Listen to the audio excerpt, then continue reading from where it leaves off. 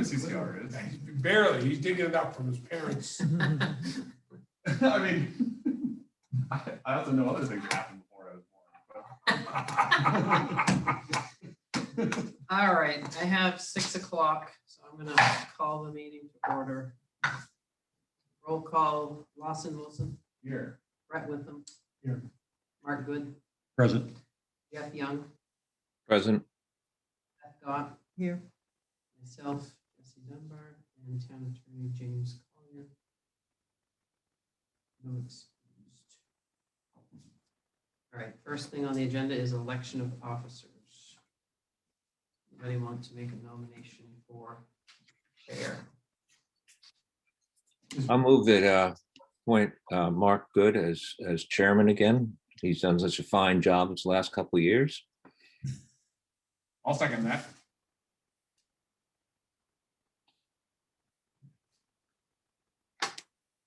Yeah, how this goes? Any other nominations? Okay. Right. All in favor of Mark Good as chair? Aye. I'll abstain. And nomination for vice chair. Lawson, what do you think? Or Brett, Lawson? Have to do it with Brett if you're ready to. I'm happy to remain rank and file. I'll nominate Lawson Wilson again. I'll second that. Okay.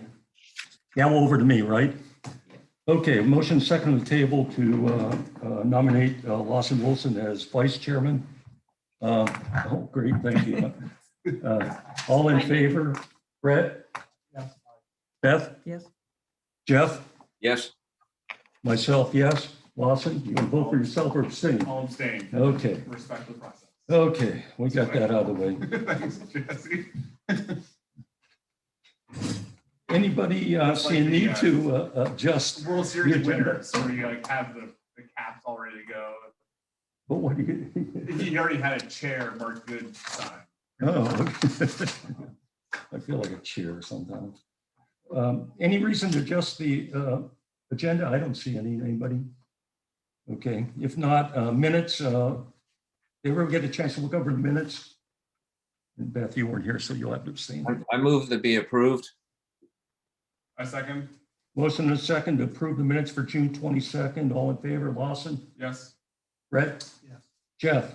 Yes. Myself, yes. And Beth, I think, is going to abstain. Abstain. Okay. Old business, site plan review, land/land use ordinance amendment/merger discussion. I think I'll turn it over to you, Jesse, and James as well at this point. So at the June 8th and 22nd meetings, you discussed merging the land use and the site plan, basically the site plan merging back into land. To James to see if that was something he could do, with the thought that you wanted it done for the November election cycle. Give you a pretty tight time frame for this summer as far as hearings go. So I did reach out to James, and at first he was thinking that we meant the integration that he had worked on before, where that didn't get completed, the site plan. So he thought that that was something he could do.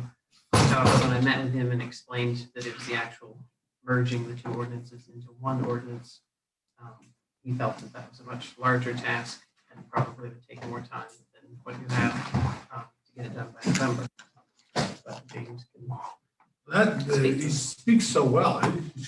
I get a lot of agreement. That's putting it diplomatically. I mean, my words were a bit more choice than that. Oh my God, what are you talking about?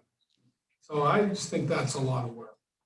And I want to tell a quick story, which I'm sure the chair will appreciate.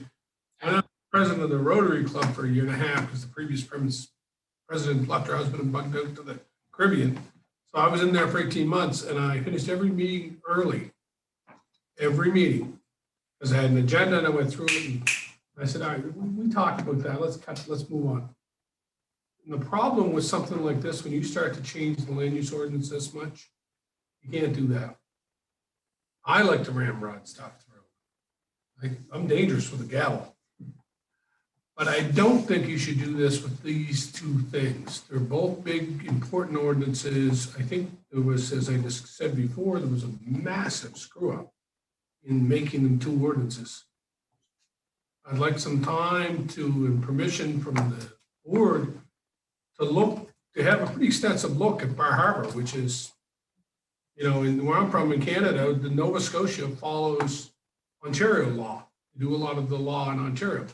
In Maine, we follow a lot of law from the multi-state law review or law commission. So the probate code, I think, is in 37 different states. I think it's a good idea to look at other jurisdictions and see what they do. I like Bar Harbors. I think it's well done. There, they might be, this Bar Harbor, so it's overcomplicated. They have a major site plan review and a minor site plan review. Now, that's a good thing you guys can think about. We need time to do that. The minor review, although the new planner tried to change it, basically went to the code enforcement officer. And she had a big, long checklist. And you would go in, and I used to do this for clients, and they would go through the checklist. And then if everything looked good, she would go to the board, and you didn't even have to go. The code enforcement officer would go in and get it approved. And she was even doing some like minor subdivision approvals like that. In Bar Harbor, you change a line in a subdivision, gotta go back, change a line between two neighbors. So there was major site plan review, minor site plan review. We may want to look at some other towns, maybe, I'm not gonna go south of the Kennebec, but maybe Ellsworth and Camden, Rockland. And think philosophically first, whether you want to do major and minor, and about the integration. I'll whip up a draft, get it to the board, let you guys criticize it constructively, of course, and have some hearings on it and so on. Certainly one of the things I don't want to do is I don't want to not have enough meetings and screw it up for the meeting like happened last time. And my experience as president of Rotary for the 18 months was you can't ram stuff through. People resented it, about half of them. Half of them loved me as chairman. I think we understand, James. Did anybody have any other questions? I mean, the problem was that we came up with a Band-Aid approach, which and That's the exactly. selectmen did not hold the public hearing. So therefore it had to be dropped from the warrant for the town meeting. Therefore it didn't get approved. We were just looking at this as a chance to maybe just get it all over with at once. But from what I'm hearing you say is it's too big a project for you to do within the time frame. Yeah. That's fine. We're just going to have to go with the Band-Aid approach unless somebody else has other ideas. No, and I frankly think it's the right way to go. As I've said a few times now, we also have ongoing right now a process to review the comprehensive plan. There's a questionnaire that's going to go out soon. So I would see what the results are of that survey before we, wholesale rewrite this thing. That'd be how I would. I love that because although I've been at dozens of meetings where someone says, well, that's not according to the comprehensive plan and the philosophy of the town. I think you should try to write your ordinances based on your plan. That makes a lot of sense to me. And we've got a Band-Aid now. You know what you're doing. You're going to review it separately, right? We discussed that under each ordinance. You can limp along for a couple of years. The problem is not knowing what you were doing and then having that one thing go to the Board of Appeals. But I think you could, and I like that. What Brett's saying, I like that idea. Look at your comprehensive plan, let your committee do their thing, because they may want to get rid of site plan review. I do think we wouldn't wait. I think some of these things could happen in parallel. Once we get the survey back and we get a sense of where people are. We start getting drafts of the new plan. You could start drafting. We could tweak it. Well, we know, right, because we know where the question mark's going to be, right? Like people, right. What happens in residential, commercial. I mean, all the other things are going to be just a matter of trying to get these things coordinated in one document. So for now, unless you tell me otherwise along the way, I'm going to stick to just merging the two items, site plan review and land use And I think what I'd like to do, with your permission, Mr. Chair, is I'll start with a memo to the board. And it'll say, I looked at the following 3 or 4 different towns, and here's some methods they do for site plan review. For example, in Bar Harbor, they have major and minor, depending on it. I'll give you an outline of some ways to do it. And here's what I propose for your ordinance to do it this way, put it like that. And then the first meeting, we'll just have a general philosophical discussion about whether you want to do major and minor, and whether you want to fully integrate it, how short or how long you want to make it. Is there extra things you want to put in or things you want to take out? Just a big picture. And after that, I'll do a draft and then I'll come back. How does that sound? Well, sounds good to me. Frankly, I wasn't thinking of, we were going to actually rewrite the site plan review or in the merger. I thought essentially we were just going to put it in. Not But that easy. if we are going to look at rewriting it, I have to agree with comprehensive plan members here that we've got to start looking at that. I don't know. Anybody else have any comments on that? Just a curiosity, what happened? We passed a procedure change for the last town meeting, and the selectmen managed to not get it properly advertised and move forward. Should we put that forward again? That's what we're going to have to do. James won't have time to do anything other than that because we're under this short time frame. You want to do that too?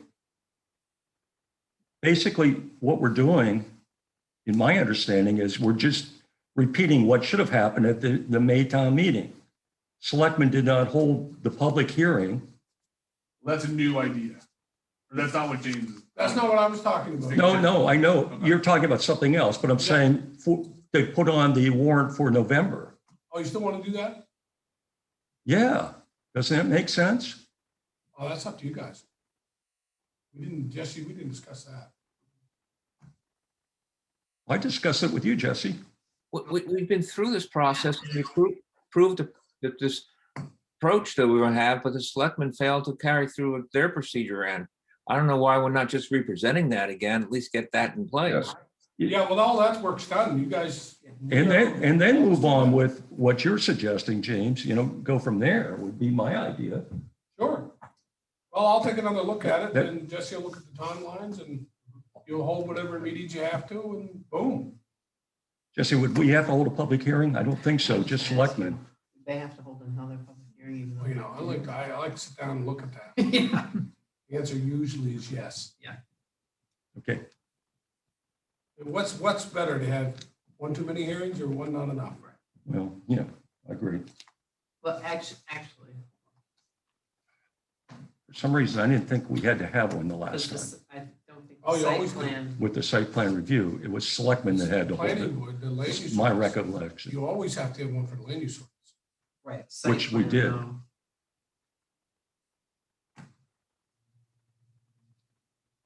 And which one is this, land use ordinance? Site plan. No, who cares about that? You gotta have it for land use. No, we already did land use. Land use. they- It went through? Yeah. You already had that? It's just the site plan. Can you read that from, I can't read it. I need my Says glasses. no proposed amendments to this ordinance shall be referred to the town meeting until the selectmen have held a public hearing on the proposal. Notice of which shall be posted 14 days. And you didn't prior. do that. And that didn't get. Oh. And So the land they use stuff don't- already went through? Yep. Oh, boom. that's You were at the easy. town meeting, James. You were the one that. It was wet and cold. Don't you remember? I You was were the frozen. one who said I had a that. parka on and a toque, and I was sitting there going like this. Crushing my career choices. Well, that's beautiful. So I'll look it over, see if there's anything you want to tweak. You guys do the same. We've done all the work. Boom. Have a meeting. Should we just move?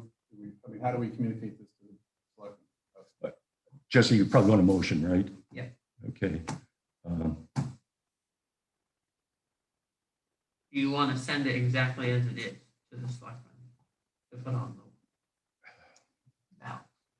I think we're going to have to, I think so. time-wise, Time-wise. instead of, I don't see, we liked it to begin with. We approved it to begin with. Yeah, I mean, what we're trying to avoid is, I think there were some arguments out there by council for folks that would say, you can't, the way it's written now, you don't know what to do. Right. So the goal was to at least put them together in a way that they were, they wouldn't be subject to just an easy sort of pot shot by, by opposing counsel and something. Well, and then if you do that, I mean, you're golden, because then the other review that we're gonna do, you can wait forever. You wait for the comprehensive Right, plan, right. and you take all your time you want. Yeah. Jesse, that's good. We have a Jeff, plan. was there something you wanted to It's what we say? had before. I just try and bring that back bring it back to life, and I guess that's what's happened. I Right. hear you breathing. Yeah, so if you want to make a motion to send that draft, Send it to the Board of, either the Board of Selectmen. Board of Selectmen for inclusion on the November warrant. I'll take a motion to that effect. And is the draft of February? that's what I was trying to pull up. It would have been 18th? February, yes. I think the latest draft would be adequate verbiage, latest draft. Yeah, I can do that. And we're sending it to the select board for what? For- Inclusion on the warrant for the November Ballot. election. We won't tell them about the procedure. We'll leave it up to them to figure out their own procedure. The fact they have to hold a meeting, I should know that.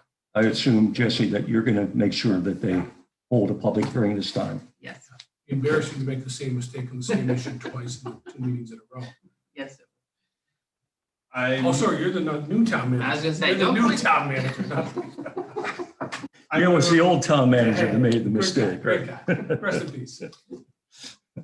I move that we send the most recent draft revisions of the site plan review ordinance to the select board to include in the November town meeting ballot. Second, Okay, motion and second on the table to send the latest draft of the site plan review ordinance on to selectmen for inclusion on the warrant for the November town elections. All in favor? Lawson? Yes. Brett, yes. Jeff? yes. Beth? Yes. Myself, yes. Okay. Can I Must get be a nice, copy real of and that? real nice. So see you later. Jesse, can I get a copy of Oh, I that? thought I was leaving. Sure you can. Basically, it's just linking the two. The problem was at some point it was separated. They were made, the land use or site plan review ordinance used to be in with the land use ordinance. And at the recommendation of a previous code enforcement officer, it was taken out. And we found there were problems with that because there was nothing linking the two, Okay. which made it So more you're just difficult gonna for us put to it- consider, Didn't know which one to yeah. apply. Didn't know which one necessarily to And did apply. you get a copy of the ordinances, Beth? Yes, Yeah. I did. Should have, yeah. So, And then I think most significantly in regard to one of your applications, or the attorney for the applicant on appeal, the Board of Appeals pointed out that a number of things have been considered under, I forget which one, under one of the ordinances, but not under the other. And he was appalled, and so was I. I was like, so. Yeah, I'll get you a copy. All right. Next item, discussion of draft campground changes for land use ordinance. James, I guess Jesse did talk to you about this a little bit, no? No, but we had gone over this ad nauseam before, so. A little bit, yeah. But it's resurfaced. Okay, In our last meeting, there were a couple of sort of suggested areas, right? Suggested sort of provisions or considerations to make.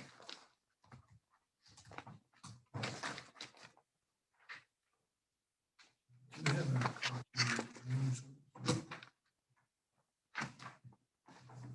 I guess so much red. I guess some red versions. One wasn't specific, Lawson, were you, can I talk? Yeah, I please, didn't want to yeah. interrupt you here. One suggestion wasn't specifically addressing campgrounds, James, but one thing that we struggle with is a definition of light commercial in the residential business Oh, zone. yeah, it's all coming back to me now. Okay. What do you want me to say about that? You know, like I said. Well, to what Jason- are your thoughts on that? Well, Can- I think like wrestling with fog and Middle East peace, it's not that hard. I mean, I don't know. You guys are all smart people. What do you think about it? I mean, it's just like commercial, really. It's like No. a resident. It's hard. I mean, some people say you've got Canada, doesn't see a problem. I come down here, you say resident, everybody looks at you like, and there's homestead exemptions. There's where you pay taxes, I guess, and then everybody argues. My friend, he has a license plate, a license in Florida, lives in Seal Harbor. So it's challenging to do that. Like, I mean, you can define anything if you nail it down and say it's going to be this. Sure, I can do that with anything. But usually, philosophically, that's not how you do stuff. You do it the French way. You say, what is it that it is? What's its essence? That's what you should be doing as planners. You should be saying, what does it mean to be light commercial? And that's extremely difficult. Extremely. I'll give you an example.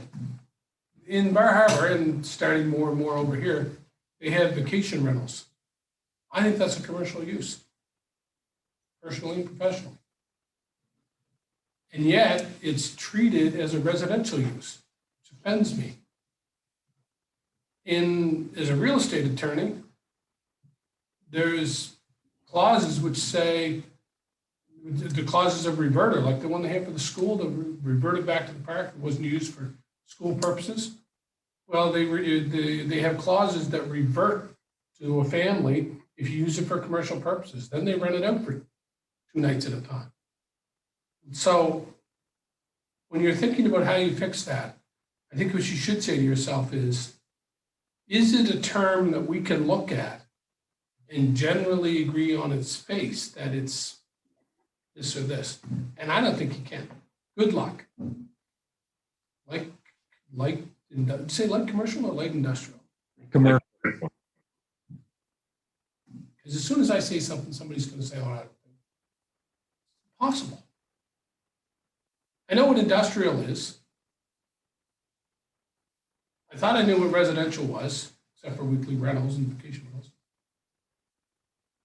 I think I know what commercial is. You make money off stuff. I know what hockey or home occupation is. You know how you quickly grab those concepts? Like commercial. Is it an amount of money?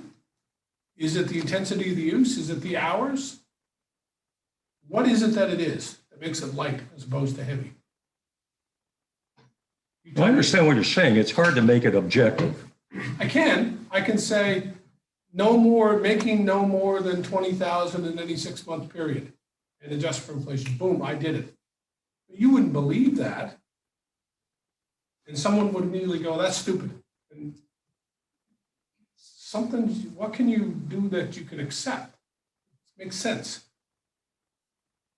And that's really hard. It's like wrestling with fog. What do you think? Jeff, you can't get out of this. What do you think? Oh, that's why we have you here, James. I think you should look at the ordinance and the sentences which the words light commercial are used and tell us how we should interpret the word light commercial within that sentence. So I don't want to take the word isolated as the word light. If you look up word light in the dictionary, there's about 91 different ways it's used in definition. Some are However, racist. we have it specifically used as light commercial in the residential compatibles, et cetera. I think we have to look at the whole sentence and then turn to our counsel and say, how do we interpret that? Or how do we redefine that so it makes more sense or tighten up the definition? Well, my approach would be to not do that and to take it out of there. Excuse me, can I help you out with this? Okay. I'm sorry. So, No public comments. one thing we can do, and it's kind of what you do in legal proceedings, is what courts do, it's what boards do. You look at what you've done in the past. What's your precedent? What in the past has meant like commercial activity for the board in that particular zone? That's one thing you can do, right? Yeah, that's a legitimate approach, but I don't understand why you have the term in the first place. Because I'm guessing here, but if you go back, the way this whole area was over here used to be one piece with Southwest Harbor. Southwest Harbor got the business zone, we got the roads.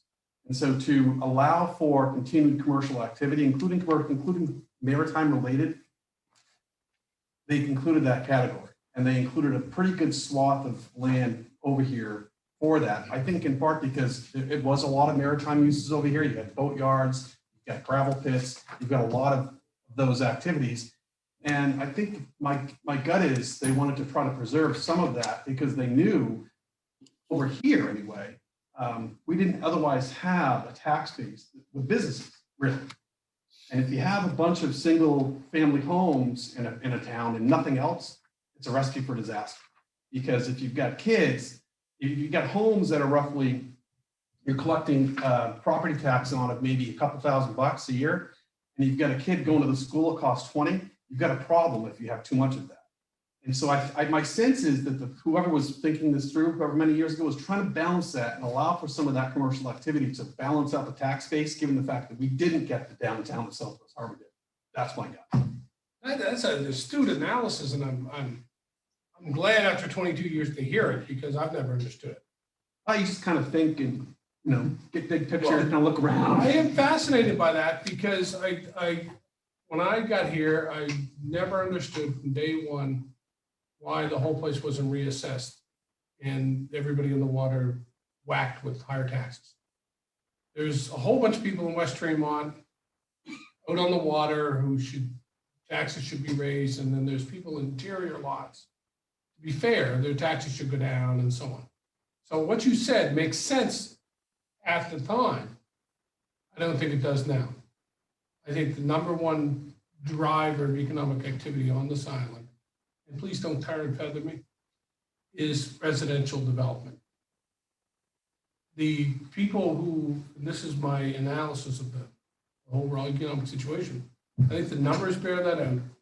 And the people who do yeoman-like work, whatever the politically correct term is now, don't exist anymore. There's some here in Tremont. They're fading by the minute. My wife's a school teacher in Bar Harbor. They line up at the door racing to get off island because they can't afford to live in Bar Harbor. The teachers. I know the people who work over at COTS, which isn't in Tremont, it's in Southwest Harbor. How many of them live here anymore? I think that is a myth whose time has come. That's point number one. Point number two, and you're the planner, she'll have to figure that out. Point number two, in regard to light, that's a tough word. If you said small scale, we'd be getting somewheres. I think we could get somewheres one small scale. Because you could talk about money then, or number of employees, or define a number of types of activities. Small scale commercial activities such as with no more full-time employees than, see how you could back yourself into that? I mean, what it does say is activities which are compatible with the physical capability of the land. Thank you. Something. Well, the problem with that, the problem I have with that, and have had since the subdivision, do you remember the one over here? I'm looking to you because you're the only one, well, that wasn't on the board then. But the one just past the school on the right-hand side, Mount Gilboa. Yes. When they did that subdivision, I was personally appalled, but it's none of my business, right? I'm not a voter here, that they allowed boat storage. And Brett, to your point, this is an excellent example. I just love this example. Because I used to be a fisherman. We used to build boats. Fiberglass boats, lots of them. It's one of the reasons I have so many medical problems now. And I thought that was not light anything. Fiberglass, acetone, resin, you're gonna repair boats. If you store them, you're gonna repair them. And in the spring, the fiberglass fibers are gonna fly and your kids shouldn't breathe that stuff. You shouldn't use acetone to clean your hands and let that run into the water next to somebody who's got a well. And yet, they approved that as a mixed-use subdivision. Now, my wife's sitting back there, one of her friends lives over there. Nice house. They're pretty happy.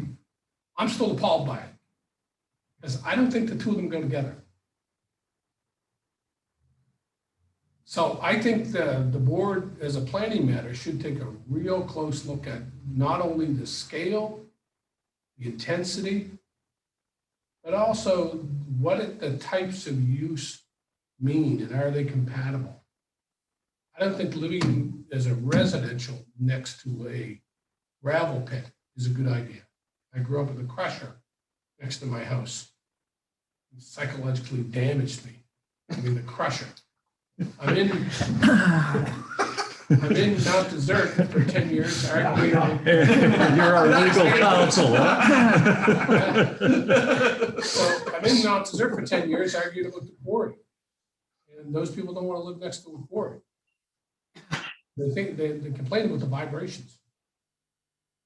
So before you get to what Brett's saying, I think get to what you think matches together. And be honest with yourself, right? In Bar Harbor, they have an inn with 30 rooms and they call it a B&B. Because the B&B didn't say no more than 3 bedrooms or something. They left that out by mistake. And the attorney, Ed Bear, said, I'm not from Bar Harbor, but that doesn't look like a B&B to me. They then went ahead and approved a 30-unit B&B, which says inn on the sign. And now the chair of the planning board is rumored to be going to put in an application to build one across from Jordan's on that lot that St. Germain's owned and build a hotel there and call it 50 units. B&B. Yeah. And now they're going to build B&Bs everywhere. 30, 50, 500 units, B&B. It's just not in the ordinance. So if you're going to do what you're talking about and saying it's compatible with the land, be honest. Is it compatible? Or is it a dangerous subterfuge? And are we lying to ourselves by saying we want to keep Tremont like X and allow boat storage in residential neighborhoods? I don't think that's right. Okay. So why don't you think that's right? Because the chemicals Okay. in the noise. You know, you get boat storage, you're going to have boat repair. People are going to have boat repair in the spring before they put it back in the water. Can't you just do this to my boat, do a little bit, do that fiberglass? Next thing you know, those little fibers from the fiberglass are floating in the air and kids are breathing them. Acetone. You know, we use acetone to clean our hands off. It's in the water. So are you arguing that there shouldn't be residential business districts at all? Oh, in my opinion, no, it should be Okay.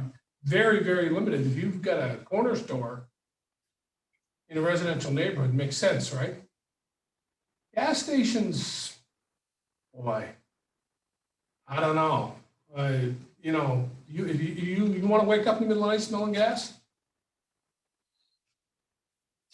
I don't, I smell diesel. That's different from whether or not there should be residential business districts in a Well, what's the difference? town.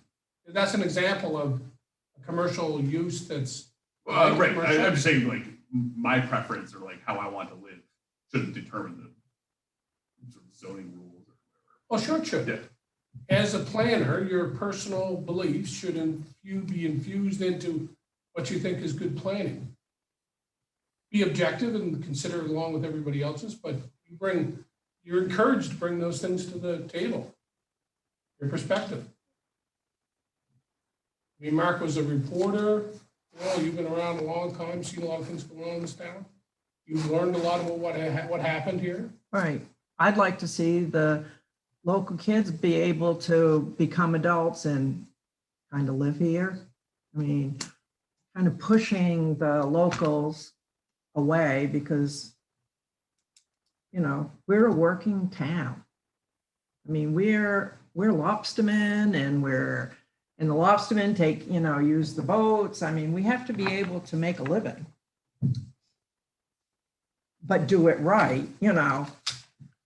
What does that mean? I mean, you have to have tax money coming in. That's up for you guys to figure it. I mean, I know that we were the last fishermen in our village through 12 miles outside of Halifax. And we used to go to the trap and get 50,000 pounds of mackerel and load a tractor trailer at 7:30, 8 o'clock in the morning on a Sunday. And we had a hopper with used to get a ton of mackerel in it. And we'd wide open the diesel on 7:30 or 8 o'clock on a Sunday morning. Is that light commercial? We thought it was. Was it compatible with our neighbors who hadn't even woken up to go to church yet? They didn't think it was. Yeah, but those people chose to move here and the locals have a right to get in their boat. No, I mean, they can't lobster on Sundays, so I mean, They The mentioned we were locals have last been ones there, here. and we can drop down to the core. But the only place we're really having any of these conflicts is in residential business zone, not on any of the zones where fishermen are, on the water or anything like that. And the residential business zone is probably the biggest zone in the town, followed by the residential zone where no commercial use is allowed. And as I think it was Brett said, we don't really have a business zone. Like most of the towns on the island, there's a main street, things like that, where a lot of these things happen. You're right, it requires planning and we're in the process of developing a comprehensive plan. We do know that the current comprehensive plan, which is 10 years old now, does refer to these conflicts in between business uses and residential uses in the RB zone. And it does kind of indicate going towards in favor of mom and pop or stores, or actually changing the zoning in various areas. That was never implemented, unfortunately. Let me try to criticize what you just said. Mom and pop stores don't exist, okay? It's a romantic notion. When we look in Bar Harbor, which is coming here because it's increasing whether you want it or not, there are international people who have a chain, whatever, which is meant to look like a mom and pop. There are people from Israel and China and South Carolina and everywhere who come in and start up a whatever mom and pop thing is. Their concern for the locals is this big money. So I agree with you 110%. That's a great thing. I love going to GOTS. I love the people there. I love having the ice cream over there. And certainly this perspective is one when you're planning, you've got to take into account. Right, maybe I should have said small scale instead of Small mom and scale. pop. How's that? we've also got to take into consideration too, that with the coronavirus and people are finding they can work from home, you're going to find a Excellent. lot more people are going to work from home. That's a home occupation though, which is allowable. Well, It's a Not huge necessarily. dynamic that's coming at you like a snowball downhill, I think. According to my friends who are architects and things like that, the market's gone nuts for real estate. And people are saying that they want to move here. So that's coming. So really what we're talking about is long-range planning there. Yeah. And we're in the process of developing a comprehensive plan, which is going to give us a roadmap to a long-range planning. We did ask those questions. Yeah, I mean, there's questions in the survey about housing and low-income housing and other sort of things as well. So big changes now I can't see until the plan gets developed. So we have to concentrate, what can we do? Let's go back to campgrounds, okay? That seems to be the problem now. That's where the complaints have been coming. So we've made some changes that were approved at the last town meeting, one of which was the 50-foot setback, which I think was a good move because it's really limited some smaller, you can't build a campground on 1 acre anymore. Let me try to jump in there with the tolerance of the chair. I just don't view the world that way, ideally, if you have time. The campgrounds like this, where you're having, this glamping thing on a pedestal, 20, 30 feet in the air, looking down into somebody's window, and that's offensive to me as a planning thing. I wouldn't want to have that next to me. But I think the way you should plan is to try to think philosophically. What do we want our community to look like? And then do the planning regulations afterwards. What do we want to be? Who are we? Some people like a dialectic where you have a thesis and antithesis and a synthesis. I never like that. I like What is it that it is? What is it that we want to be? Who are we? Do we believe in a mixture of uses? Do we believe in gas stations, small scale stuff, along with chickens? I don't like chickens, and I don't like chicken shack. Some people love chickens, Is it the roosters or the chickens, James? both. Dogs, kennels. I don't want to have a kennel next to me. By the same token, I don't want to have a weekly rental or a vacation rental next to me. People come and go. My neighbor is from China. Never met him. Used to rent by the night. That offends me. But I'm not asking you to take up one thing or another. All I'm saying is, like Beth was getting at, what do you want to be? That's But I why don't that's why we're doing a comprehensive plan. Right, but I don't think you should try to, as much as you can avoid it, change individual things like camping. I like the comprehensive plan first, then do your planning later. Because otherwise you get the wrong end of the telescope out and you're going, oh, there's a problem over here. There's a problem. We're gonna fix this. And then we're gonna fix this. Then we're gonna fix that. That's not the way to do stuff. Board members, any thoughts? Jeff, you've been quiet. Excuse me? Oh, yeah, I'm being quiet. He's smarter than he looks, that guy. A guy from New York. He's smarter than he looks. At least you can see him. We can't. He would tell you he's from upstate New York. He's from Nyack, which is.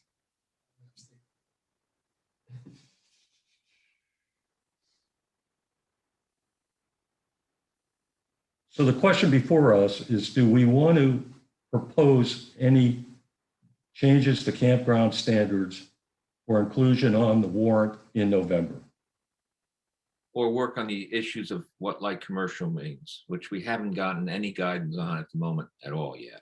I think the I did guidance give was- you guidance. I The resent guidance that. was to take it out. Yeah, small scale. I Which think is a that was the huge guidance. change, you know, and that's a lot. You're basically, you're changing land use rights over a huge swath of land. And some people who bought that land, assuming they'd have those rights. So, you know, that's. I don't know about that. Yeah, but you because can't change in I do know about midstream that. here. What rights did they think they bought into? The right to allowing for maritime related and light commercial activity. Or what does light commercial mean? Let's look and see what we've done in the past. The light commercial, I mean, you said it earlier, light commercial activities, it's a judgment call, it's subjective, but you've read the Supreme Court big case about it. You kind of know, we're not going to put a paper mill over there. We know that. That's one end of the spectrum. The other end of the spectrum, there have been campgrounds approved already, or there are boatyards. That frankly could fall under either maritime related or light commercial activity. So it's kind of something I think you need to look at what we've done in the past, and it's a judgment call. I just Now, think we you're could brave. put- I think we could put definitions around it. You can try to include, like I just gave some examples, right? I mean, you could try to provide those examples and through the process of elimination, try to sort of put guardrails around what the middle ground is. But I think if you just take it away, look, if that's what the town wants, if we get back a survey that says, that's it, we don't want I it. never said take it away. I said change it to something more understandable, more objective. Small scale with no more than X number of full-time employees, no more square footage than some, standards. Yeah. You guys should be all about standards. Right.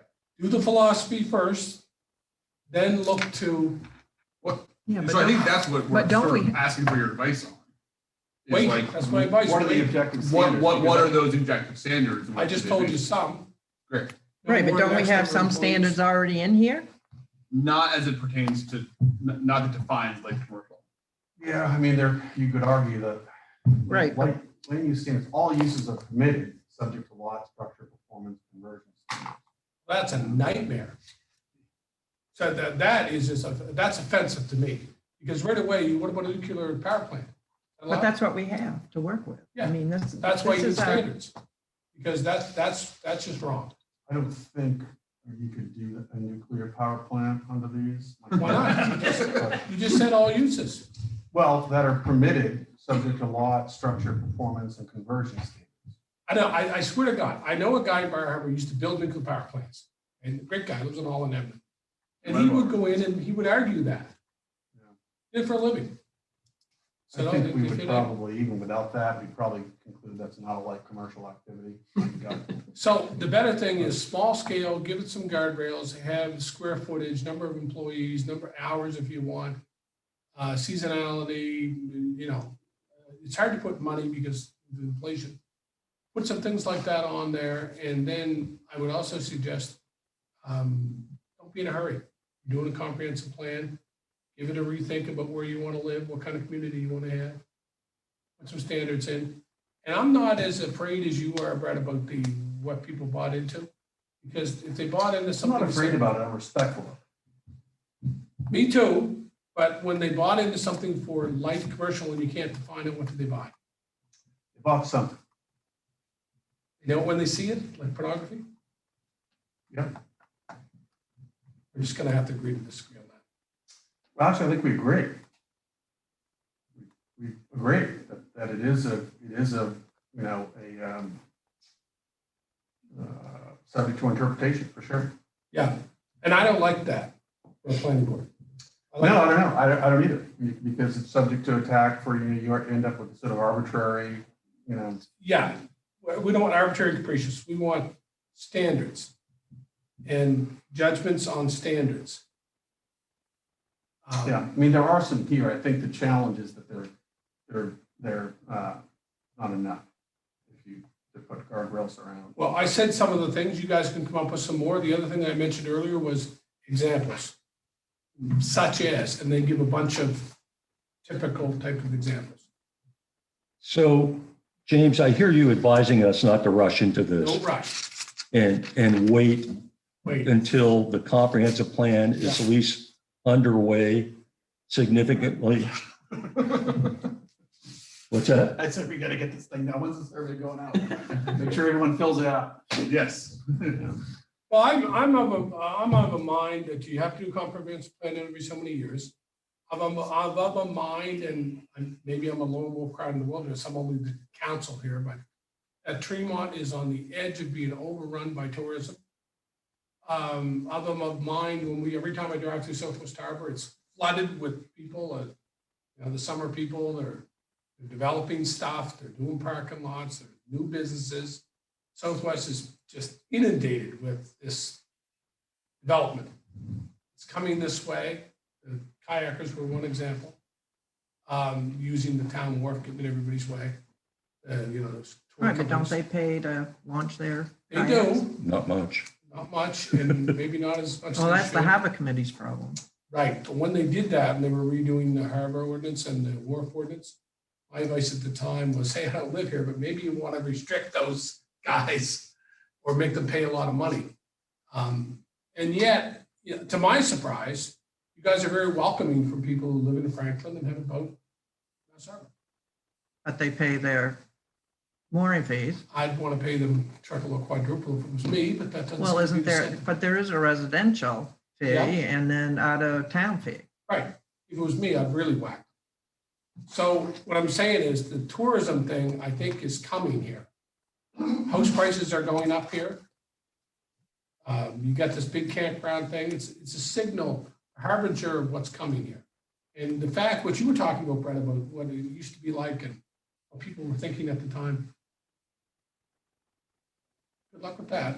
Yeah, but you got all these out-of-staters coming here. Mhm. I mean, they don't know what it was like 25 years ago. That's right. So, I mean, their idea of where they want to live is different from Yeah. the idea of what the locals want to live. That's why you have a comprehensive plan every 10 years, so that the 12 years. newcomers can get their oar in and 12 years? I thought it used to be 10, I think. They changed it or something.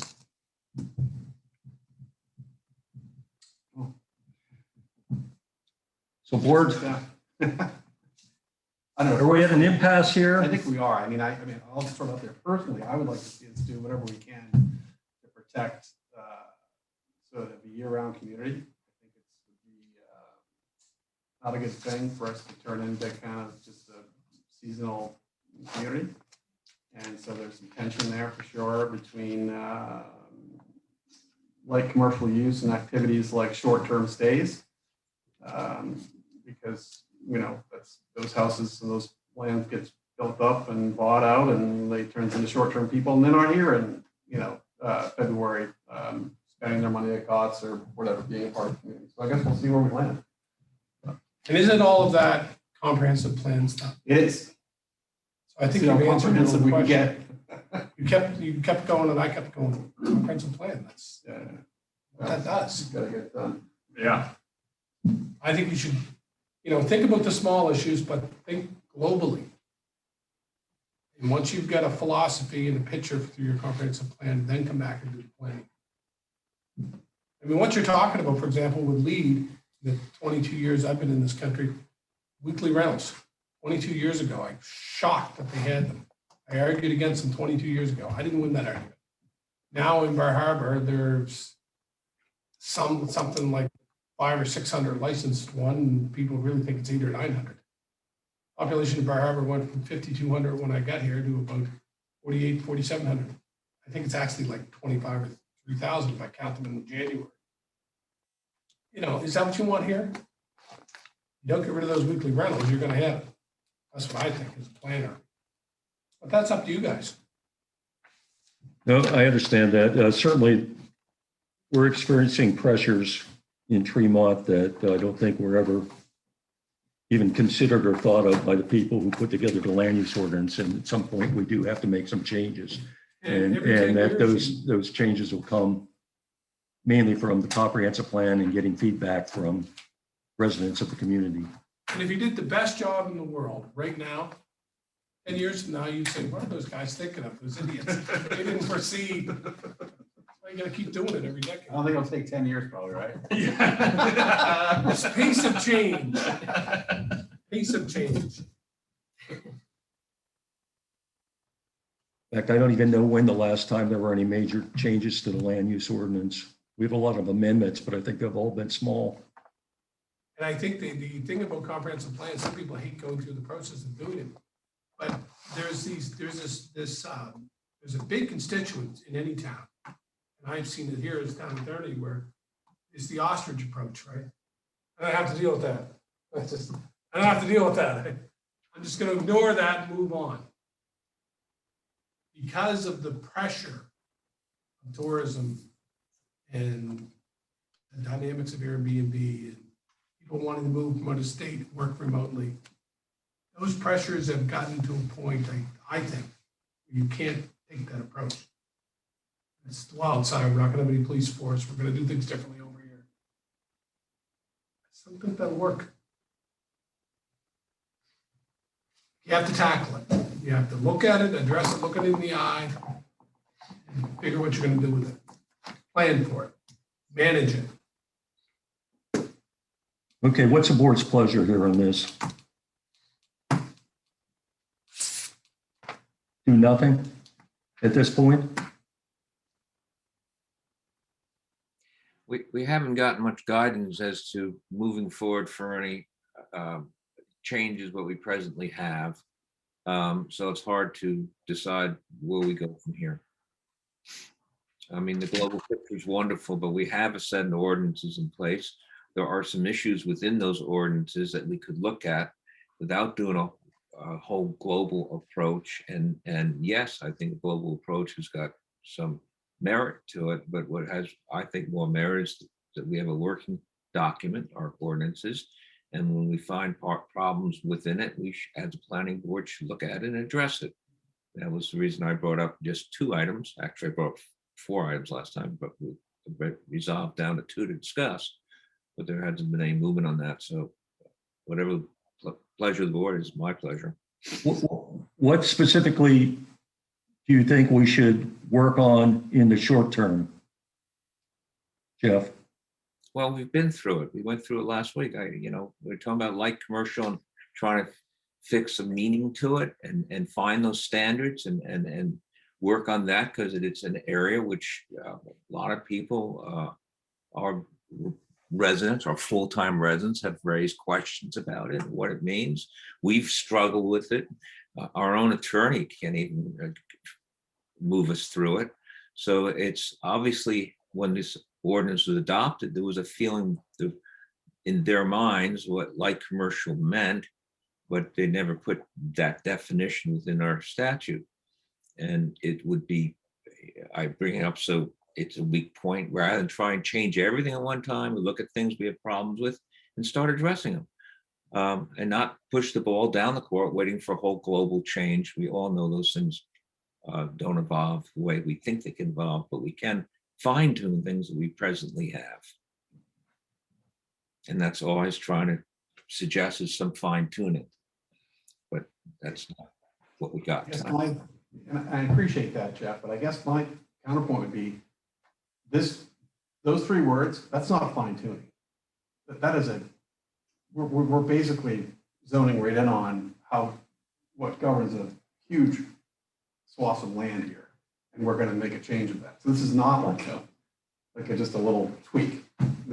If you're going to, this is an entire, I would argue that it arguably is a substantial overhaul if we kind of mess with that definition a little bit. I mean, that's just the flip side of that.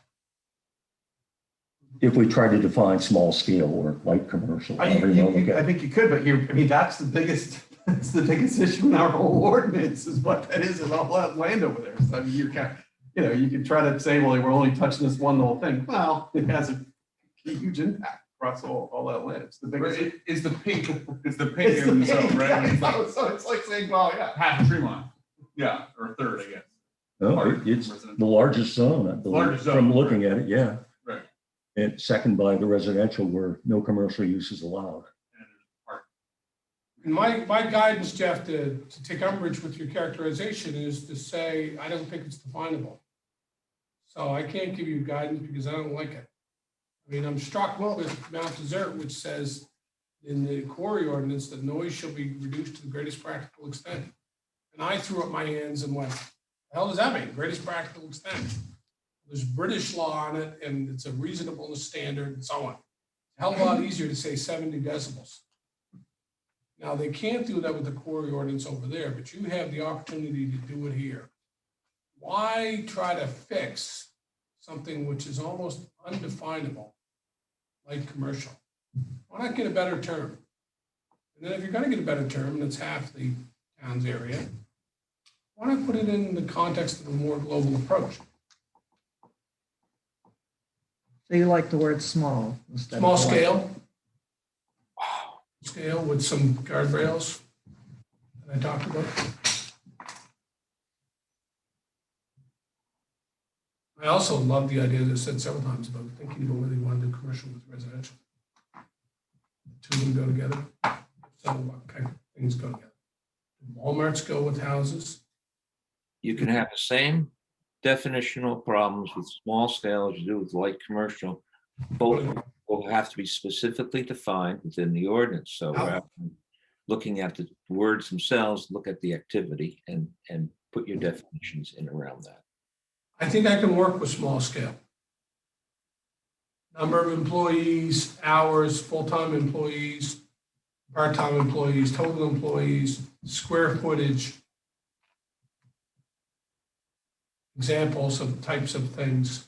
Could you limit, or not limit, but like there be a delineation around number of customers or like people who visit?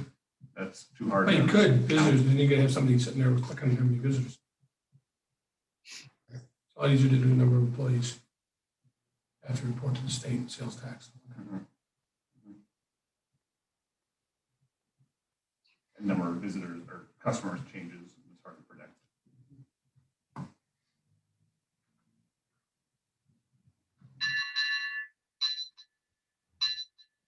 So do we want to move on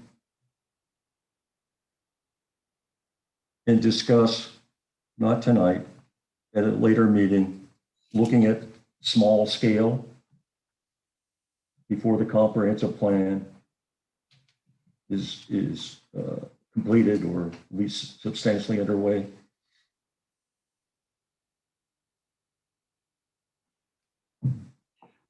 Mark, it doesn't make it different when you call it small scale or light commercial. You still have to come up with the standards that. Well, that's what I'm asking. Well, small industrial, small Industrial, I can take that apart and say it means nothing too. You look up the definition of small compared to large. I mean, it's not the specific words, whether it's small scale, whether it's light commercial, it's what is back behind them defining what it means. No, I understand that. What I'm asking is, Council doesn't understand. we want to look at that further and try to at least make some ground towards that. I don't think there's any way we could make those changes to get them on a warrant for November. That's not gonna work. So the question is, do we want to, as a board, look at that or wait for the comprehensive plan? My suggestion would be, yes, to look at it. I feel like the comprehensive plan, I hope, will do a good job of answering some of the questions around what do we want our community to look like, and what are the I don't know, values, and what is the vision for the future. But in terms of building some language and eventual sort of legal clarity around terms like commercial or small scale, it seems like this board, that would be really useful for this board to do. And if there ends up becoming like changes to the zoning map, where we want to shift where certain uses are permitted, or which uses are permitted in which zones, we, the town, because that change would go before the voters. I think that having clarity for that, and I'm not sure that that clarity is going to come out of the comprehensive plan in terms of like defining what light commercial is, and that is something that we could, with council's advising, figure out what the right number of employees is, and what the threshold for number of employees and hours and size of building. And has light commercial, to anyone's knowledge, ever been an issue other than with respect to the campground proposal? Is there any other problem that anyone's ever had with any use other than the campground? Jeff's example of the boatyard near Yeah, the has school, anyone but I don't know if that was the first that I've heard of it. Has there ever been like anything? Not to my knowledge, and goes back to we're having pressures that we haven't had to deal with. People, for one thing, the board a while back, when they developed a site plan review, I wasn't on the board then, but I covered some of it. They were anticipating these pressures, and that's why they developed the site plan review process. Yeah, that sort of thing. It doesn't necessarily help us in making some of these decisions that face us now, but that's what they were looking at. They were afraid that a Tom Walsh hotel or something like that, that was the one description given to me, was going to come here. And certainly, that's the issue. It's not a campground. It could be, somebody could be putting in a 50, 100 room hotel, and we'd be having the same. Or a water park, or We should talk. No, we're not allowed. We ban cruise ships. It was all over that, but that could have come. But a big commercial enterprise. I mean, Sure. Anything like that. Right. Yeah. And the issue is, right now, people are living in a residential neighborhood, and then somebody buys a lot next to them, and the next thing you know, Walmart goes up. I'm exaggerating, but They're living in a residential business. zone. Yes, yeah. Right. Yeah, and I think that it's right. And so trying to figure out what is that threshold. If we all agree that a Walmart is too big, but that, I don't know, a small storage rental business, like there's still. How many units? Storage? How many units? That's a good point. Right. What's I don't know. small? Right. And if There's it's, ones in Ellsworth out there, drive by Route 1, there must be 100 units. Yeah, they have a lot, yeah. right. That's small. I'm from Halifax, and Halifax has thousands. So what's small? Yeah.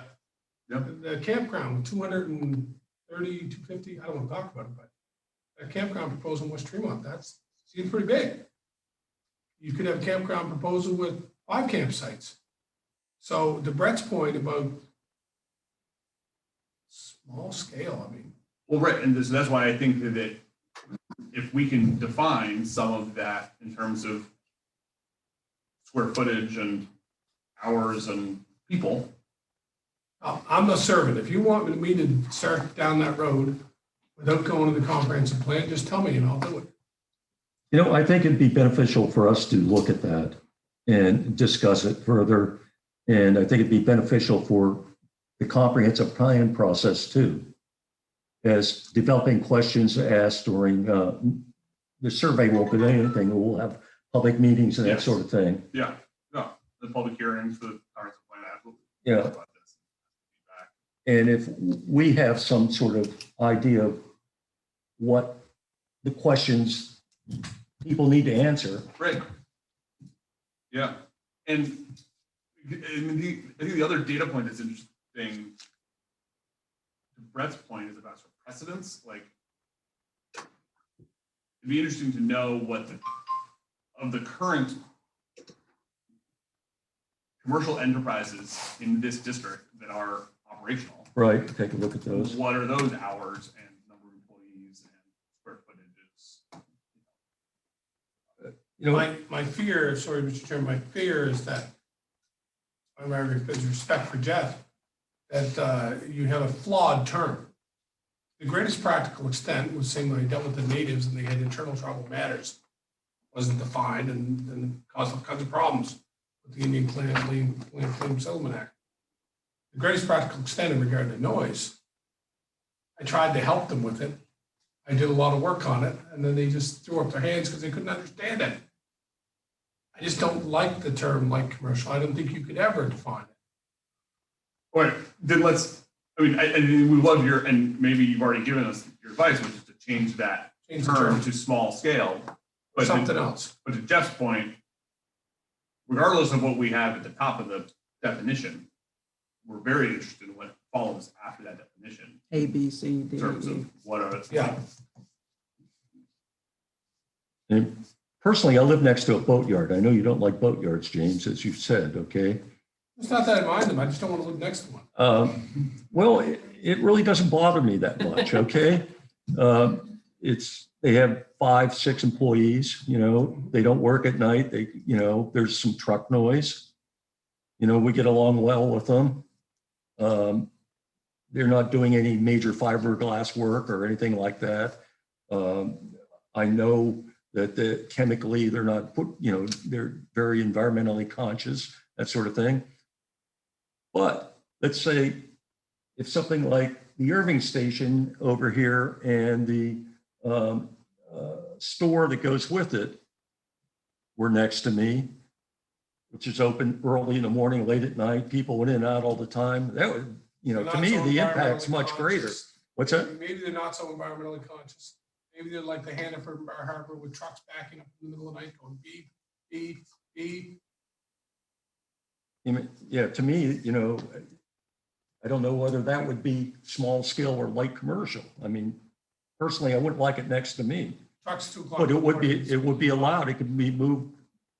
Place like that could be anywhere in the residential business zone. So I think the point is that you have to protect yourself when you're thinking about these definitions. I have workforce housing or whatever you want to call it across the street from me. They're a quiet group of Jamaicans, fine with me. I say hi, they're friendly.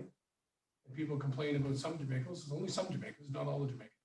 The Jamaicans who are loud, having parties, they're young. That's a problem. Ones who are quiet, respectful, like my neighbors, they're not a problem.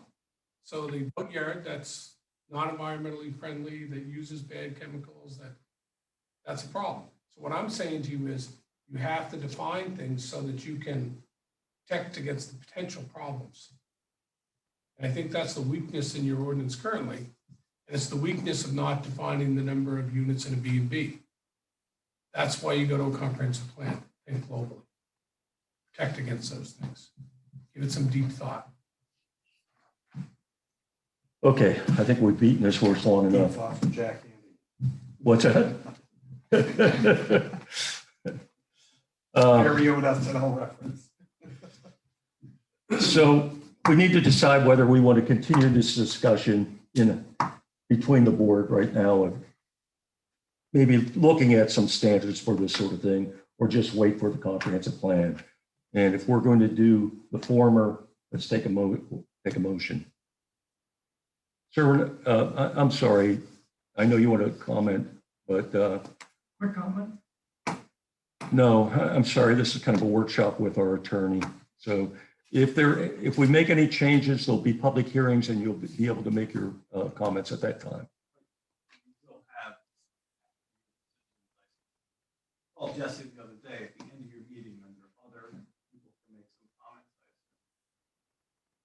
It's a discretion. Your bylaws do call for public comment. There are no public, there's no public comment on the agenda tonight. Have a couple of comments that I think are helpful in your planning tonight. Our attorney, sir, with all due respect, our attorney's advising us do not allow public comment tonight At this time. at this time. Nothing specific project. It's just giving you some information. Thank you. So again, if you want me to go do something, I can go do it and give you a memo on it. It's a waste of time, but Jeff seems to want something, so. Well, Mark, it doesn't hurt to look at these issues we could have two different types of end goal. One is we could look at them and say, gee, we're really not in a position to want to adopt them yet into our ordinances, but we could pass our suggestions down to the comprehensive plan committee and say, these are issues that we see coming before us as the planning board. And so the process of going through a couple of these issues that have been raised could be fruitful, either leading towards a change in ordinances if we feel it's a timely thing to do, or at least go down to the comprehensive plan committee and say, when you're looking at this, this is different issues that we see should be addressed or looked at. I tend to agree with you, Jeff, on that. We can take a look at it.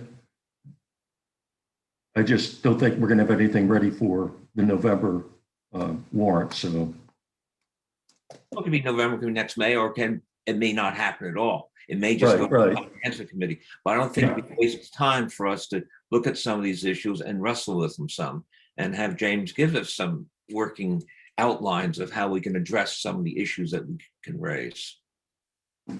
I think that's fine. What do you guys think? If I put my comprehensive plan, I find myself actually very curious. I would want some direction or some advice from the planning board about, like, how does the planning board navigate? I'm just thinking about the definition of Lake Merkel, and like I think that would be way relevant, and I would want to incorporate that, or suggest that we incorporate that into the comprehensive plan, because I think that this board has That's actually not how experience the with it. comprehensive plan process works, but okay. And so I guess I'm just thinking that, like, it seems useful for us as a planning board, now speaking as a planning board member. We are the members of the planning board on that task force. So we are the vehicle through which we, Right, in that body, provide input from the planning board. right. And so I would like to spend some more time in this meeting as a planning board with James' advice, trying to figure out what those thresholds are for Tremont that separate a boatyard that's acceptable from a boatyard that's not, or a commercial use that is acceptable from a commercial use that's not. I think that would be useful time spent. Yeah, I can find that. I mean, greatest practical extent, when you look into it as an example, there's lots of literature on it. Mostly it's English. They use that term. In the United States, there's a striving for an objective standard on most things. In Canadian and British law, there's subjective standard of the reasonable man. It's misogynist, should be the reasonable person. So contract formation is the objective, reasonable third party standing there looking at the two parties talking. In the United States, it's a consensus ad idem, a meeting in the minds. What do they agree on? So the idea that you have a standard like the noise should be reduced to the greatest practical extent. It's easy in England and in Canada because everybody knows what a reasonable person. They say, well, that's unreasonable. So how much do you have to reduce it? The greatest practical extent so you don't unreasonably cause noise. The neighbors are complaining it's unreasonable. Well, that's unreasonable. Here, people like bright yellow line. There it is. If you're over the yellow line, it's no good. Well, I mean, when it I don't comes think to, you need it for you. That's why we have 5 people. If there was a bright yellow line for everything, you'd have 1 person. Actually, you wouldn't need anybody. You plug it into a formula and it spit out the answer. We have these definitions like this because it's not actually possible to bring everything down to a completely objective decision. And I'm perfectly comfortable with light commercial use. Then it's going to depend on who these people are right here, and the Board of Selectmen puts us here, and the Board of Selectmen are voted in by the town. So, we can go through this. I feel like we're kind of, once it assumes that the survey comes back and people say we want to see a change, but if we want to make that assumption, that's fine. I think we're searching for certainty where it's not required or it's not expected. I mean, when it comes to boatyards and like the gravel pit and stuff, DEP plays a big part. And like boatyards have to have cement cradles to do their cleaning. And I mean, and they're inspected. I mean, we had complaints on the pressures, DEP comes down, they do the megahertz or whatever it is to make sure that we're under a certain, so there are other rules too that these Other guys have to. guardrails on these sort of Right, things. so I mean, DEP is very, very strict on Well, I guess around the what I was shoreline. driving at and trying to push Jeff on was that, do you have a problem like they did in Bar Harbor with B&Bs where they didn't define the damn thing, say X number of rooms, and then they ended up with one with 30? Is that a problem or not? If it's not a problem, it's ain't broke, don't fix it. If you have a problem, some people might say that when you start to have campgrounds with 250 sites, maybe that's a problem. I don't know. I don't want to say anything about it. There are no big Witham Walsh hotels. Any other problems over here? I mean, some people don't like the gravel pit. Yeah. Are there any other problems in Trayvon? Everybody else is happy. Are there problems? There's no problems. Brett doesn't have any problem. He knows what it means. But what I'm saying is, don't get a situation where you have that B&B. I know the guy's father is a nice guy, but 30-unit B&B, it offends me every time I walk by it. 30-unit B&B. Look, I mean, I think to be candid, and we talked about this at the last meeting, is, it's, light commercial activity, there's looking at the activity itself. Like, I don't care how light it is, a tiny nuclear power plant is a problem. But, even something that's otherwise innocuous on a certain scale, once it gets, too big, it can have impact. And so that, but I think that's something that's baked, for me, that's baked into light commercial use. Like, I can figure that out. God bless. And I make a judgment. And that's he subjective, makes a judgment. right. He makes a judgment, and then that's why there's a vote. Yeah. I hate that. And the one way I like it, because I like your confidence and reasonableness. I live in a community where people just aren't reasonable. And they decided that B&Bs should be 30 units. And even the town attorney couldn't believe it. And he argues every day for wild stuff. He goes to the law court and argues for stuff. We've met him. And he was appalled. Well, put a stop to things before they happen, like a hotel and stuff. We That's can't why you stop- fix the definition. Right, can't stop things that are already happening. Yeah, but if you get light commercial, I think you're wide open. Yeah, it's interesting because the campground is right in that sweet spot, right? Because I would not view a hotel as light commercial. To me, that's What about a small hotel? Maybe about 100 years. Right. That's where you kind of get into that. About what? Yeah, I mean, if it looks like a house. Stack up 10 years, Yeah. Yeah. That I would think that's heavy commercial and I wouldn't want it. Don't want a 30-unit hotel next to me being called a B&B. Yeah. And there's enough land next to my house that. If you don't want it, buy lot the of piece of noise. property next to you, so you don't get Yeah, that. yeah. I don't have that much money. Small town lawyer. You don't have to cost for houses in Bar Harbor.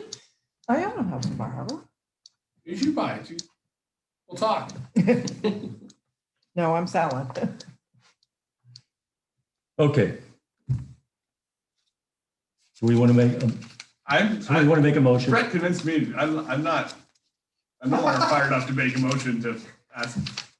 But I might second something Jeff does, but Well, I'm curious, when does the survey go out? I know you just said- survey goes out in the next week or so. Well, yeah, because the tax mailings go out. Taxes are being mailed tomorrow. And so Thanks. When is the survey, when does it close? Like when? September 30th, I think, is when it's due. So the link will be in people's mailboxes probably Thursday. I don't think people realize how important this one is. We just need the, But I would also Yeah, add, I'm just trying to get a sense of kind of, what's. Right, when we get a survey. Remember what Lemoyne returns were 27%. Yeah. So, you know, Well, I mean, do don't we have a expect much from the website that we survey. could And like, let also people know that there is a specifically- survey come out and how important it is? in Facebook. Which I mean, questions on the survey do you think relate to what we're talking about tonight? there's some questions about what is our future, like what future uses do we want to permit? But it's interesting because we actually don't distinguish, but we say retail/commercial. We don't distinguish between light and heavy commercial. We do say light industry versus heavy industry. Yeah, and I did bring that up during our Yep. discussions of the survey Right, and and so, nobody like, jumped Commercial on ended up it. not making it to the final survey. But so I actually think that we're gonna get more information specifically about like commercial through a public hearing.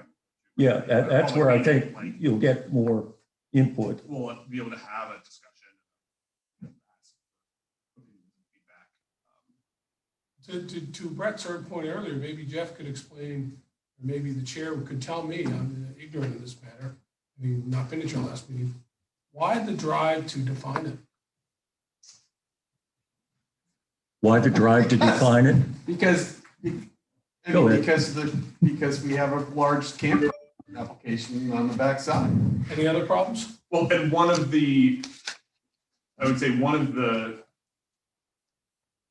in the public hearing for the Acadia Wood Wilderness Campground, one of the things that we heard many times was that this did not feel like it was permitted in the land use ordinance. No, I'm gonna have So- to say that I don't want to comment on that because I'm supposed to represent the Board of Appeals and you'll have to ask counsel, who I think is Ms. O'Connell, or her opinion. She's a Yeah, lot right. better This isn't- lawyer than I am anyway. Right. Plus, she's Kiwi, so she knows, she's more fun and knows a lot more about stuff than I do. Daughter of a sheep herder, I mean, very practical woman. Ask her. But James, this just raised the question. It's not just the Right. campground. It raised a question. It could open other projects. You yourself Brett said said it it's all hasn't, coming this so- way. It hasn't yet, Okay. but yeah. But they're coming. I mean, And like, so we the- might face these questions in the future. I think you're going to. Yeah, and so that's why we want to define it, or at least have a sense of what we're doing and making decisions about projects. I feel like the campground's the only one that's gonna, what else would come, what else is someone gonna propose that even? What about a hotel's other- not gonna, it's not gonna be. like- Kayakers. commercial, Flag. a So a tourist. kayak storage building? like, what do you got against kayakers? What about a Well, the commercial kayakers are destination, like a painting movie the theater? every time I go right? to You feel Or they're a- painting the Yeah, Like- some people like them. But Come to the someone's quiet making a side living to- off that. I don't know, buy a big store, a t-shirt store. I mean, I don't know, like. I think that, I don't think a I don't think t-shirt. t-shirt shop is like commercial. I agree, but isn't it, is that subjective? No, I think, I mean, what you're talking about is a retail business, right? Yeah. I think, I mean, you couldn't put a gas station over on the backside. Yeah, you could. I mean. Yeah. it- Well, you residential could, but business you'd zone, never yeah. get the That's permits Jeff's from house. the Like state Jeff's to do house. it. Well, as long as you could meet the state regulations, yeah. Right. It's allowable use in the residential business zone. I don't think that would be like commercial. I think to me, that would be. How do you know? Here's what you think. What about the One rest of the board? I'm 20%. You want- So, I'll tell you, what I'm trying to say is that if you go through Ellsworth, most people, I don't know what you bet, most people don't like High Street. Down the Main Street's okay. They don't like the look of High Street. And yet, people are gonna make a living. We had to have a China Joy, and we had to have a McDonald's, and we had to have I guess that's and where- all that stuff is on that strip. Route Come on, 3. you knocking China Hill? Come on. Yeah, they're, you want Fremont to look like that? No, I don't. I don't see that as being. But, I mean, commercial, even close like that. I think it's like commercial, each one, this is my point. Those are Each- retail establishments. Each one, that's the thing, right? Each one. So the Yellow Bean, the Taco Bell, Well, so we can certainly say then light commercial does not mean retail establishment. We'd have to define that. I mean, you start getting into the gray zone, you know, when you're, like I said, when you have people checking in and whatnot as to whether, you know, but you're kind of renting, you're renting the land, you're not selling stuff. To me, that's different. In the list of land uses in the table of like uses and then what zones are permitted in, Yeah. I think it's just commercial. It's like just everything is under one category, retail and whether you're selling gas or. You wouldn't consider, we'll use Hanson's over here as an example. You wouldn't consider that light commercial. I don't think so. If there's a use that's in the residential business zone, that's already here. I think that's a perfect example like commercial. It's a great example like. Well, I guess I'm too conservative then. No, you're just more conservative than James. Let's just clarify, that doesn't make you too conservative. I've been through so many wars about this. And the example that comes up under the law for me is Brooks v. Cumberland Farms, which is a very famous case about standing. And Mr. Brooks was on a dead-end street next to a Cumberland Farms gas station. And Mr. Brooks and his family didn't want to smell the gas station every time they turned down their residential street. And he was extremely upset and got standing to fight against that gas station. And I can guarantee you, it wasn't a problem until they wanted to put it on his corner where his family lived. Then it was a problem. And that's what I'm worried about here. It's never a problem till it's a problem. High Street wasn't a problem when they did the first 10 things. It was the 80th and 200th that they gave. Yeah, I mean, I think, again, I would read the context of that whole sentence. I don't have it in front of me, but it talks about maintaining some sense of residential and Compatible with the Compatible physical with the capability of the land. capability of the land. And are you going to be able, if you don't have better guidelines than that, when an individual applicant comes before you and says, I don't see any reason you can stop me. That's all airy-fairy language in the air. I don't understand any of that. That's all. What about my application? I deserve to have this. That's why I'm so objective standards. Look, I think this is provoking enough discussion amongst us members that it's worth at least discussing later on at future meetings a little bit to go into some detail, okay? And whether we actually do anything with it, at least will guide us in the future. What do you think? That makes sense. You want a memo or not? Yeah. Yeah, but we want a motion. Well, Jesse, All right, Jesse all right. will want a I'm motion. back on board. I'll make a motion. I would like to ask our attorney to provide some clarity or some, he's used the term guardrails metaphor, like put some text to what those guardrails could or should be. Maybe it'd be based on what they are in other towns or what you think they would make sense for Fremont. And we can discuss that at a future meeting. Sure. Do I have a second? Second. Motion is second on the table. I'm not going to repeat all that. If that's okay. Any discussion? Hearing none, I'll take a vote. Lawson, Yes. Brett, I'm gonna say no. okay. Beth, yes. Jeff, Yes. myself, yes. Okay, 4-1. Okay, let's move right along. CEO issues. Thank you, James. What was the, am I doing a memo on the first topic? Pardon? Am I doing a memo on the first thing we discussed? All right, I mean, I'm out of here.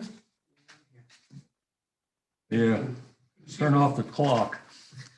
When I get home. The moment I arrive home. CEO issues, the only thing I had was, Mark asked me to give the board an update on a couple of the projects that were before you that are no longer before you. The Seal Cove Auto Museum paving and the town office paving projects that had originally come before you. Both projects ended up realizing that the language in the ordinance regarding sending paving projects to the planning board says construction or expansion of paved areas or impervious surfaces. And the definition of impervious surfaces includes gravel areas that are intended for parking or driving.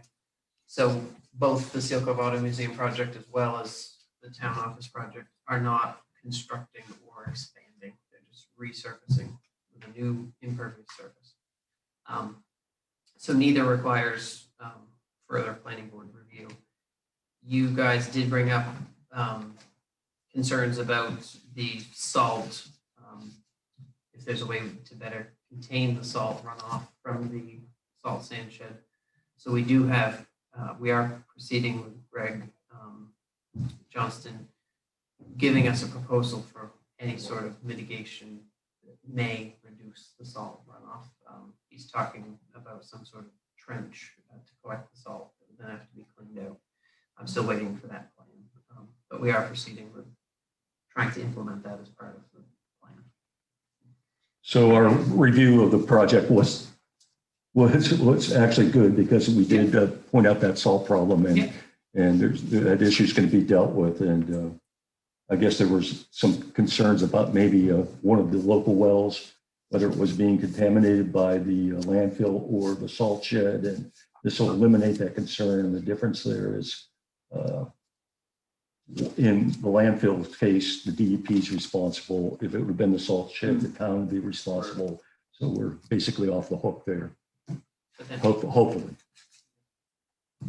And how about the CEO search? What's going on with that? We're doing interviews tomorrow. So, How many candidates? And it's no longer a full-time position. It's going down to 3 days a week. we have one interview for a full-time position. And one for a part-time.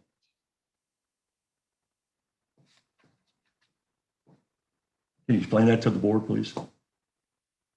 Why one part-time? Is that based on the The applicant's applicant, preferences? Yes. Oh, Yep. yeah. And the full-time position was,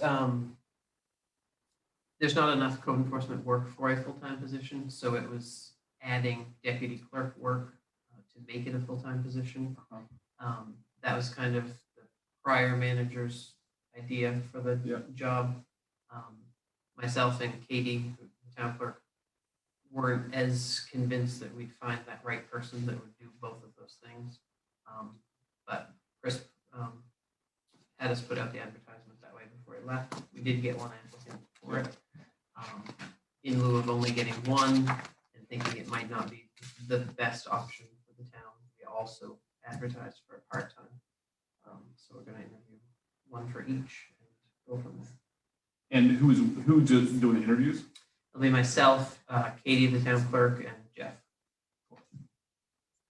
And if you find that maybe these candidates aren't really the best people for the job, can you see re-advertising and maybe going for a wider spread search? I mean, basically what you do, you advertised on the town website, It was the main municipal website, Yep. and and the Islander American, right?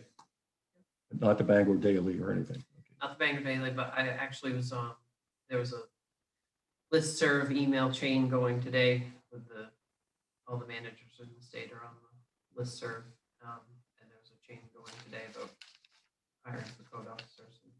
Right. Just about every other town doesn't have one currently. Doesn't have one, no, And that's not is good then. Trying to find one. So they were losing sleep over it in some towns. So. And speaking of losing sleep, how do you feel about wearing both hats? And how long are you be able to do that? So far it's been fine. It's not something I would like to continue prolonged. So we'll see.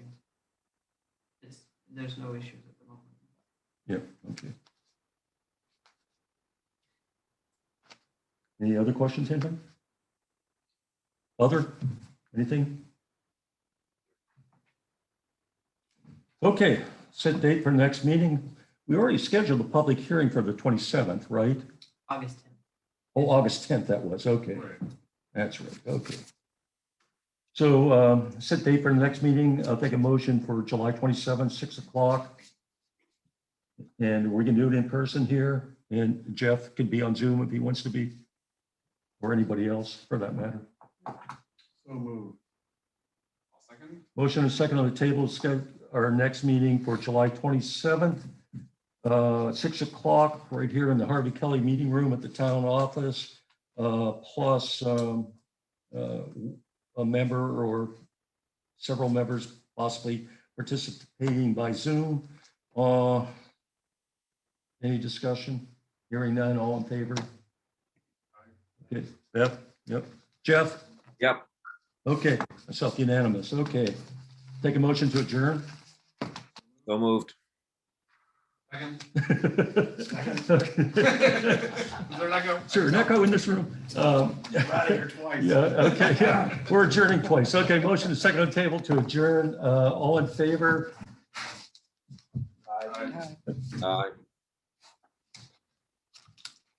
Yes or no? Did we lose him? No, he's. Who? I said.